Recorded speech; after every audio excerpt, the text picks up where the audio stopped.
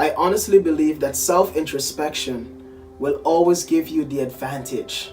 I believe it's integral for each of us to do a self-evaluation. It often brings us to a reality check. I wanted to be transparent, honest. 2018 has taught me the importance of time management. I'm sure a lot of you would agree with me that you had so many plans for 2018. You had so many things that you wanted to accomplish. You know, the Bible says that many are the plans of our heart, but it's ultimately God's will that will prevail. But I want to talk to those of you that really knew what God's will was, but still wasted time. I want to talk to those that, like myself, who made some mistakes of not being a good steward of my time, wasted it in areas that was not beneficial for progress. This year has really taught me the importance of time management, the value of time. 12 months ago, we were making resolutions. What happened to those resolutions? That was really God's will. We wasted time. While you procrastinate, time still continues to move. While you're wasting time, it still continues to progress. So I've learned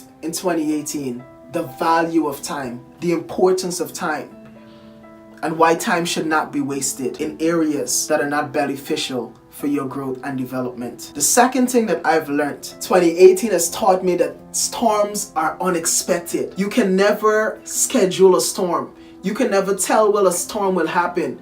It will always happen unexpectedly. The question is, what do you do when storms come? Will you allow the storm to destroy you, or will you allow the storm to grow you? Will you allow the storm to park you and to put you in a place of stagnancy, or will you use that storm as fuel to go after your destiny? Storms are unexpected. They're not a part of our calendar. Storms are never a part of our plans. We don't see them coming, but they do come. That's why I honestly believe that it's important for us to be anchored in God, so that when storms come, they don't shift you, they only grow you. The next thing that I've learned throughout 2018, you've probably experienced this yourself, the power of relationships and understanding relationships in terms of friendships. What 2018 has honestly taught me, that the people that started with me aren't necessarily the people that will finish this race with me, because some relationships are seasonal and some relationships are for a lifetime.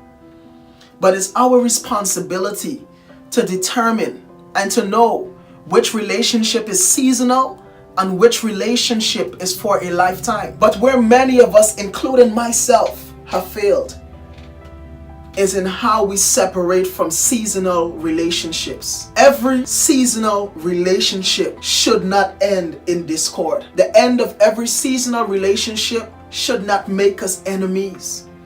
We should be matured enough to walk away from a seasonal relationship and still have mutual respect for each other. 2018 has taught me that some relationships are seasonal and some are for a lifetime. The last thing that 2018 has really taught me is never to put God in a box. The people that God will use to bless you or desires to use to bless you doesn't have your cultural background. They're not a part of your demographic. The people that we expect to support us don't always look like us, may not speak your language. Never put God in a box. The product, the business, whatever you're about to create may not necessarily be for the people in your immediate surroundings. The product, the business that you're about to start can be for someone or for a people in a whole different region. This is what 2018 has honestly taught me. I want you to take a moment before this year ends. We only have a couple of days. As a friend and as someone that wants to see you win, to see you live on purpose, I'm asking you to do an honest self-evaluation. The things that I learned this year, you probably knew already, but I'm certain there's something for you to learn. I'm sure when you do an honest self-evaluation of your life throughout the 365 days